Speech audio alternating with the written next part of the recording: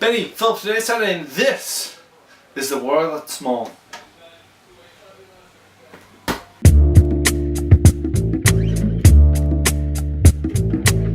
For the past 2 weeks I was thinking, what is a name? My name is Sam, because I like to be called Sam. However, you, Benny, and Philip called me Sammy. That's because when I introduced myself to you, you called me Sammy, even though my legal name is Samuel. And so some people call me Samuel, some call me Sammy, some call me Shmuel, and some other thing. But what is my name? Because on the internet sometimes I go by a handle name, such as Otter for Blue, or something else. But what is a name? What I can conclude so far of what I think a name is a name is something that is given to you or you give to others. And that's about it. It can be anything. If your name can be anything, why are there so few names of concepts? Why is hope a rare name? Why is love not a name? Why is wrath not chosen to be a name? Well, maybe because wrath is a crappy name and people will wonder, why aren't you angry? Could you imagine the most polite and calm person in the world, his name is Wrath? There's the definition of irony. By the way, kid named Irony. No, that's not ironic at all. Anyway, so I was wondering about this. Names and people and concepts. And I think that naming people after concepts is generally stupid. Unless the concept is magnanimous, which will be a wonderful name, or is seen as very good. There is no point in naming your kid after a concept. That's why hope works. That's why love doesn't. That's why Ladasha doesn't either, but some reason somebody is named Ladasha.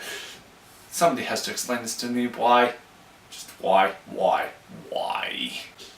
All over the world people get named different things.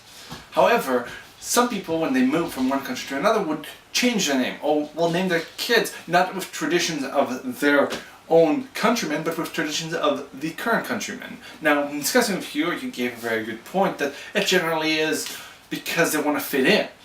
But me, who never quite fit in, don't see the point. Yeah, fitting in is nice, but on the other hand, having an unusual name, such as Ladasha, could make you stand out. Could make people remember you more. Sometimes you want, sometimes you don't, but that's the point. Is that you never know. And so naming your daughter Hope, in my opinion, will be a wonderful thing. Because you trust her. You hope she will be a good person.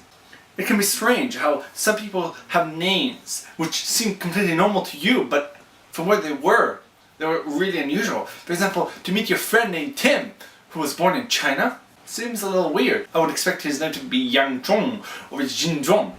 I hope those are not swear words. So it feels a little odd and awkward sometimes, names. However, names can be changed. We pick our names. It may not seem like it because somebody else picks them for us at first, but they don't have to stay that way. We can change our names and change it to who we are. Just look at the X-Men. Some of the X-Men changed their names after becoming superheroes. And the main reason they did that is they felt like different people. So why don't people change their names? I mean, I understand you're a teenager and all that, but let's say you're 30. You're not Hope. You don't feel like you're Hope anymore. You feel hopeless. You feel like there's nothing more to you. That you're not a hopeful person. You don't embody the concept of hope in any way. You feel like the name doesn't fit you at all. And the only reason you say it is because your parents gave it to you. So why don't you change? You can. It's legal. It's allowed. Maybe your parents will scorn you a bit for it, but it's not theirs. It's yours. Look, I love the new intro. I love the creed. I can't wait to have a poster on it on my wall. Or we'll see what versions you make. Well, that's it for this week. Benny, Phil, see you next week.